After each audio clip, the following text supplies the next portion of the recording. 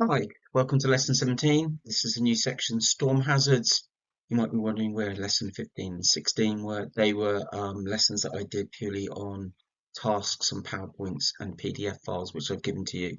They were the ones on the earthquakes.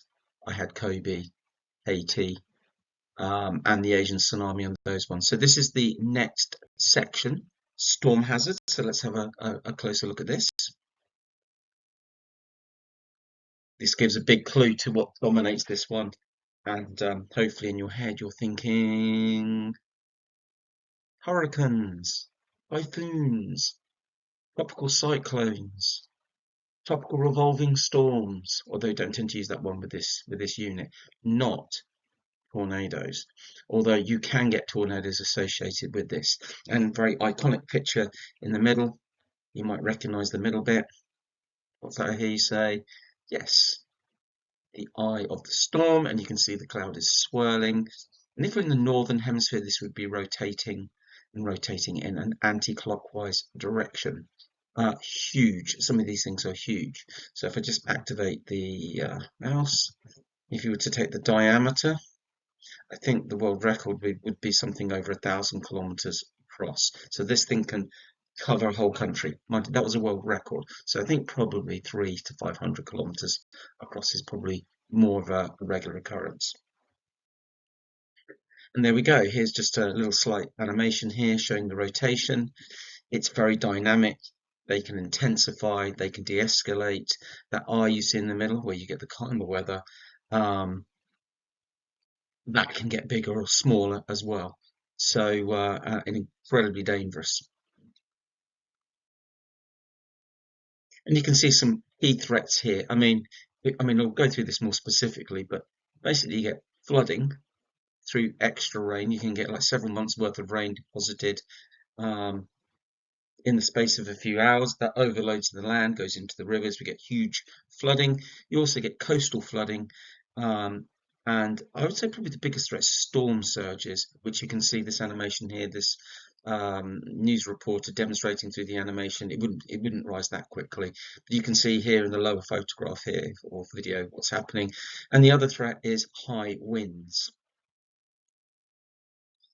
And just to show you on the specification where I'm talking about, is this section here that I'm going to concentrate in this lesson. So very much talking about like defining them, the key characteristics, the formation of them, go through the hazards, spatial distribution, which is where are they, magnitude, the size, that side of it. Maybe not so much about predictability of the hazards in this session, so more the science of it.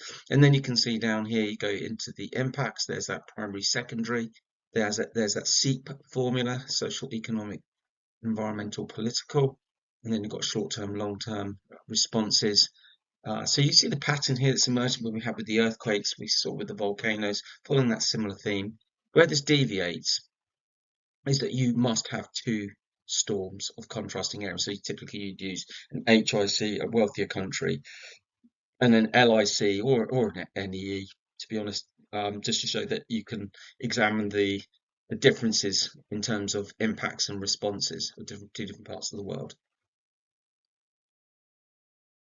So let's start with definition. So you could use this as a pause and just write something down, a couple of sentences.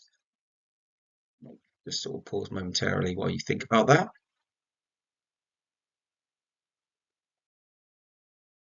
Okay, so here is a definition, not necessarily the only one. So it's an intense area of low pressure. I'll explain that. You may already have a good inkling of that if you've done the water cycle, water and carbon cycle. You might remember from GCSE, when you did global atmospheric circulation. But we're saying it's an intense area of low pressure. We have high winds, heavy rain, river flooding, coastal flooding, and storm surges. And it's known through different names in different parts of the world. So regionally, so this would be around the Caribbean, parts of Central America, South America, Southeast coast, East coast of the USA, they're known as hurricanes. In Southeast Asia and East Asia, they're referred to as typhoons. And in Southern Asia, probably East Africa, you would know them as tropical cyclones, as well as Australasia. I remember as a child when I was studying it, though, they in Australasia they had a nickname for it called the Willy Willies. But when I have watched news outtakes and documentaries with an Australian focus, it tends to be tropical cyclones is the one they do. So just looking at a couple of key structures here to absorb, maybe a little bit just busy, not necessarily complex. So you can see here, here's the whole storm, and you can see it's rotating. I think this one's off the US coast. So it would be going in an anti-clockwise direction, as I'm indicating here, the eye of the storm. And if we look at the cross-section view, and there'll be another cross-section view in a second, when we have low pressure, the air is rising because it's warmed up. And as the air is warmed, the air molecules move further apart, becomes lighter than surrounding air, and it rises by these arrows. Let's have a look at the next picture. So this is, I think this maybe demonstrates it a little bit more clearly. So the red lines here representing the warm, wet air, it rises up, and therefore the weight of the air here is lower, so it's low pressure. And it rises up here, and it gets to a barrier called the tropopause, which is part of the first layer of the troposphere, and then we get this air that outflows. Okay, at 10, 12 kilometers up. So the overall system is a low pressure. There is a little bit of a reversal down the center, which gives us our calm conditions.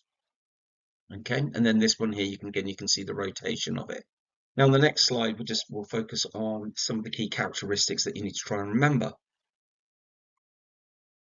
So on this side here, I've got just a few basic specifics. So I said about 400 to 500 kilometers diameter. You'll see different things in different textbooks. I think I said the world record is over 1,000 kilometers in diameter. That's huge. This is huge. In the northern hemisphere, they spin anti-clockwise. They can last from a couple of days to, I think, 2 weeks.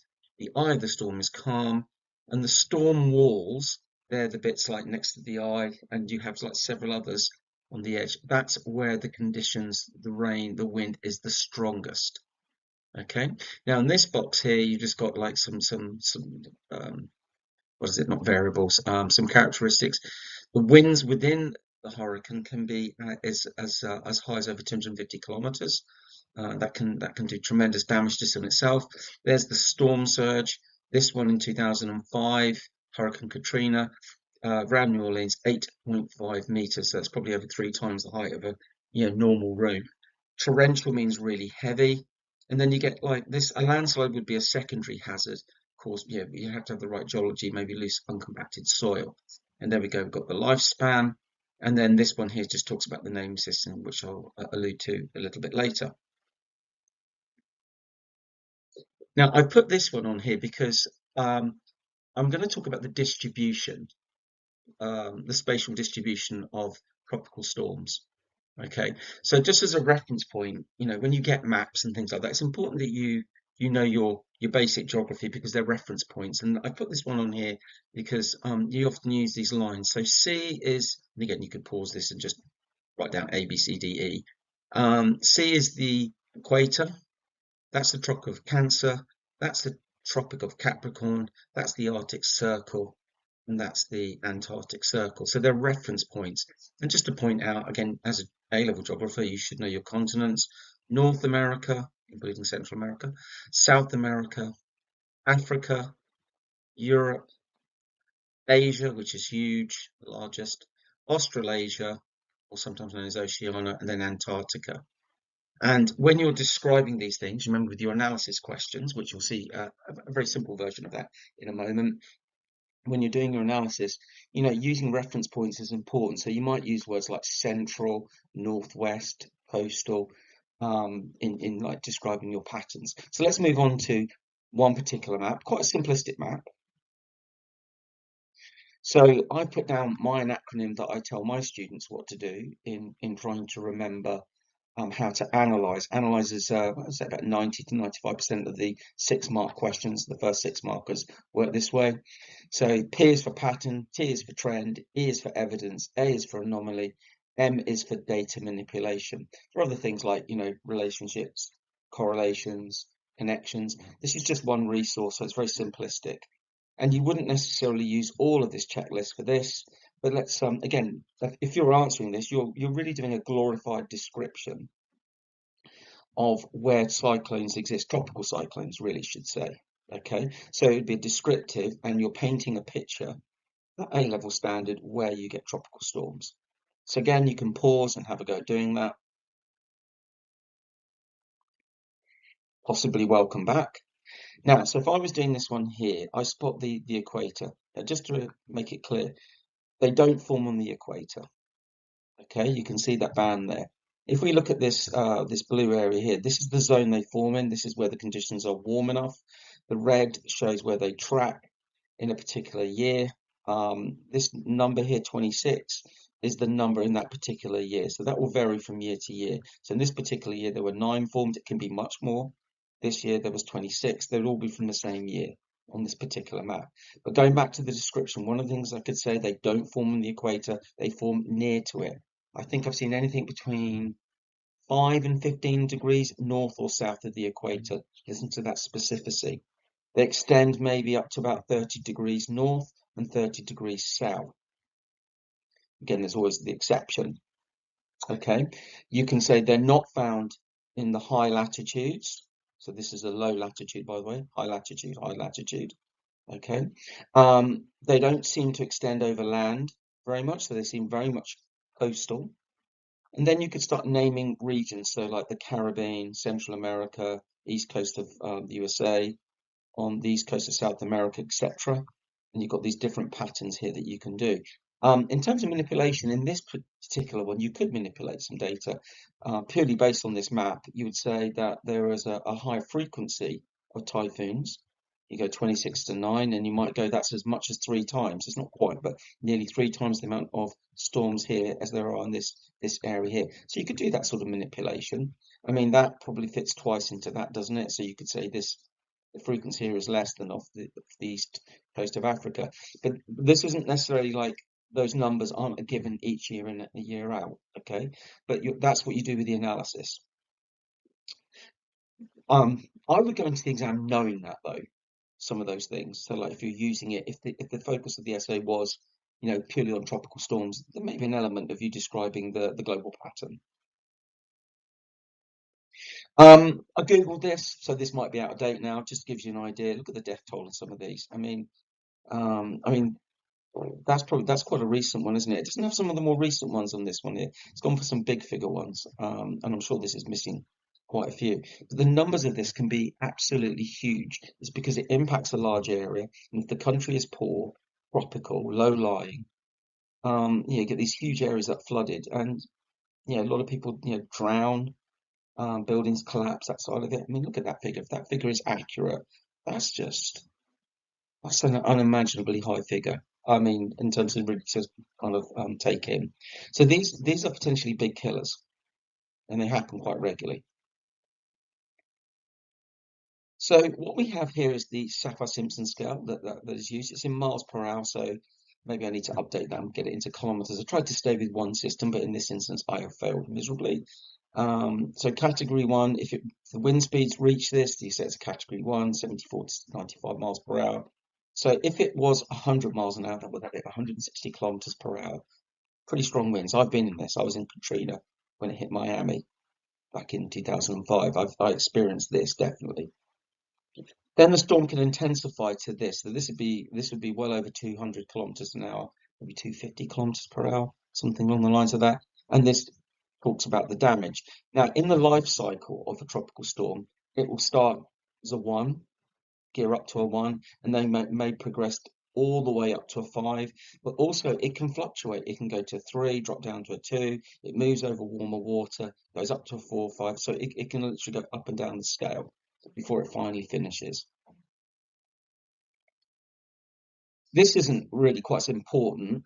It's the naming system. They use a 6-year list, and they use names in alphabetical order, and it works for 6 years, and then they use the same list after that 6 years. So if you look here, 1, 2, 3, 4, 5, 6 years, and then you can see a return back to Arthur there.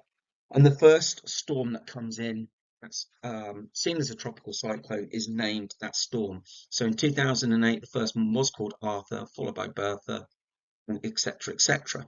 And then as you go through the season, you work down the list. Now, the ones in red are the ones that made landfall and did some damage. So in a way, they become infamous, and they're not used again. So if we go right over to the list over here, where you can see Faye, they've replaced Gustav with Gonzalo. After Hannah, they got Isaias. I think that's been used actually because this list is obviously out of date, but it does illustrate it quite well. So the naming system, not quite critical to your A-level studies, but nice to know. The risk of being silly, but certainly showing my age here. This character, Dr. Evil, Mike Myers here, he talked about world domination and destruction of parts of the world. So you could use it like as a weapon. So what I'll do here is I'll talk about you know, how do these storms form. Now within that, some key ideas that you need to grab onto. So where could this manifest itself here? Four marker, explain the formation of a tropical storm, for instance. Um, you might be talking an element of it in, I suppose, in a nine marker actually, and yeah, within a paragraph of 20 marker, there could be an element of this. So very quickly, whizzing through precipitation, various forms of water coming from the atmosphere, rain, sleet, snow in the event of a tropical storm, mostly rain or heavy rain. Evaporation process, water turns into gas by heating. Condensation, cooling takes place, gas back into liquid.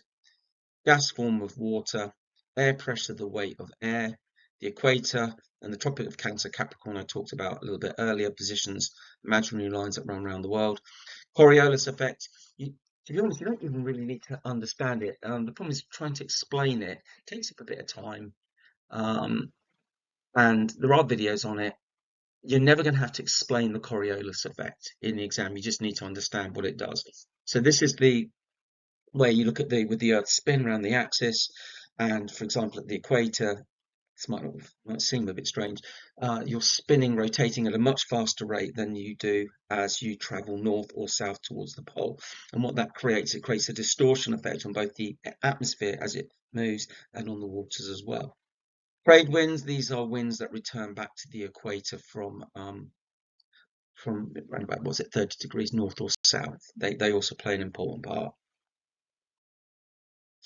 So moving on to just to check about air pressure. So air pressure is the weight of the air. So air pressure is, in general, higher at ground level and gets low as you go up. That's why you feel your ears pop when you go up in a plane, and they kind of clog up again when you descend back down to the runway. What happens with low pressure? So with low pressure, I don't have the diagram here, is if this is ground level here, and this is going up in the atmosphere, where it's warm, the air gets warmed down here by insulation from the sun. The air molecules expand and they rise because they're light. The air is light and it rises up. But the weight of the air at ground level lowers. Not something that you really perceive, but it lowers. The thing that happens with that, if the air is warmed and if there's moisture around, some of that moisture evaporates, turns into water vapor, goes up with that air. And when we get higher up, several kilometers up into the atmosphere, where it's colder, it condenses, forms clouds, and then further cooling, dew point reached, etc. We get rainfall, heavy rain in the case of tropical storms. And remember, we're in the subtropics here, so there is going to be a lot of warming.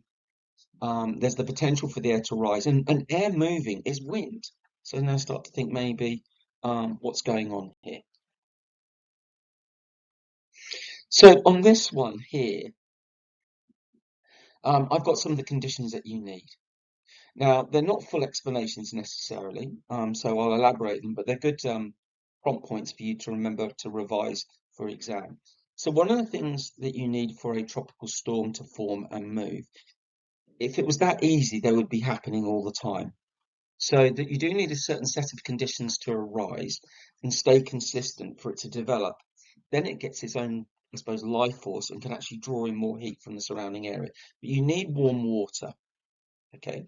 Now, I've seen different things. I think this one here it needs to be warmed to a depth of 60 meters, around about 26, 27 degrees centigrade. Because of that, you're going to get evaporation, and that means that the air is moist, goes into the air. But that evaporation is creating energy for the air to lift up, and therefore you have wind going, upward movement of air. So, like when you see a kettle boil, you see like the jet of steam coming out, especially when the kettle's about to, switch off as it's reached boiling point. We're not obviously going to those sorts of temperatures. We've got this upflow of air. Those conditions are definitely 5 to 15 degrees north or south of the equator, because so around the tropical area. They don't form on the equator because although it's warm there, two things. The Coriolis effect, which I mentioned a little bit, is not strong enough to get the air to rotate. So we don't just want air going up straight, we want it to rotate, spin, twist. Now, when we get 5, 15 degrees north or south of the equator, that Coriolis effect causes that twisting of the air as it moves upwards. The other thing, as I move on to this one here, at the equator, there's a lot of wind shear. So as the air moves up, there's lots of like high moving altitude winds, and they cause the breakup of that pattern of air. So that shear factor is lower as you move away from the equator. The trade winds, they kind of catapult the tropical storms up in the direction. So if I maybe just do this very quickly, warm water, 27 degrees, depth of 60 meters. The seas have warmed up, usually by late summer, autumn. 5 to 15 degrees north or south of the equator. We've got evaporation, air rises up. Because in the right position, it twists and spins in an anti-clockwise direction, and this surface wind catapults it off in a northwest direction. When it does that, it goes northwest, especially in the northern hemisphere, and then veers north. And as soon as it hits land, it cuts off from its energy supply and downgrades very quickly. Still can get really bad weather and high winds, but it can drop from a 5 to a 1, 2 once it goes inland for any period of time. That's because it's cut off from its source of energy. Fuel of a hurricane is the sea. And also, if it moves overland, there's friction to overcome, reducing its energy further. And then the final thing, another thing, if it goes over cold water, it can downgrade very, very quickly. Now, on this slide here, I'm not going to go through this one here. The other things I think that come into this one here is that a couple of things that the other slide didn't sort of mention is sometimes you get like where storms happen, say for example in the East Atlantic. They'll draw in heat from the surrounding area as the air rises up, they intensify, and sometimes you get the amalgamation of storms giving it extra energy. But as that air is flowing upwards and out into the troposphere, you've got lower winds being sucked into the lower part of the tropical storm, gaining energy and momentum. And as long as it stays over warm water, it can intensify. Just a couple of buzzwords here to remember. And how do I know tropical storms so well, better than you, just purely because I've got experience? But for how do you do it? Lots of like mind mapping, drawing out diagrams, things like that to kind of repeat. Pause the video, look at your textbooks, etc. Couple of quiz questions. So again, you can pause.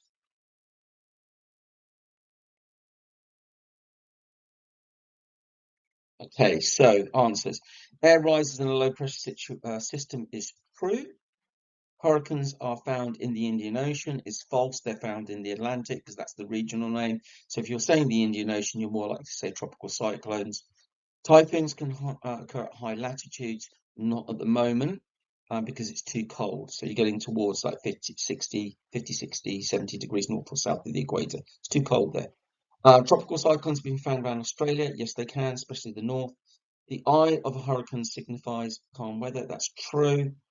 Hurricane Katrina badly affected New Orleans in 2004 is false. It was 2005. It did badly affect New Orleans in the United States of America. Now, On this one here, I'm not going to go through this one here. This is from the sample paper. There's two parts to this. You have a graph here. Remember that pattern, trend, evidence, anomaly, data manipulation. So you would go through this. I'm going to talk about this probably in the lesson today as an example. And then this follow-up resource is this. And you can look, there's that traditional question, analyze the data. So the previous one, you had line graphs. This one's a table. What I would have done there is I would have analyzed the first one, a paragraph on the first one, a paragraph on this. I don't know whether this, if I remember correctly, this lines up very well with the previous one. Again, you can pause this if you're looking for the answers to this.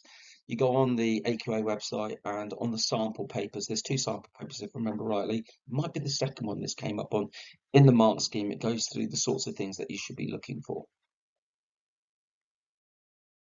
So the hazards that you get with them: high winds, rainstorms. It does say coastal flooding down here, river flooding. So that, and that, ignoring this maybe, would be your primary hazards. Landslides, definitely secondary hazards. Any diseases like in a tropical area by standing water, that would be secondary. Coastal erosion, possibly, probably primary, I would have thought.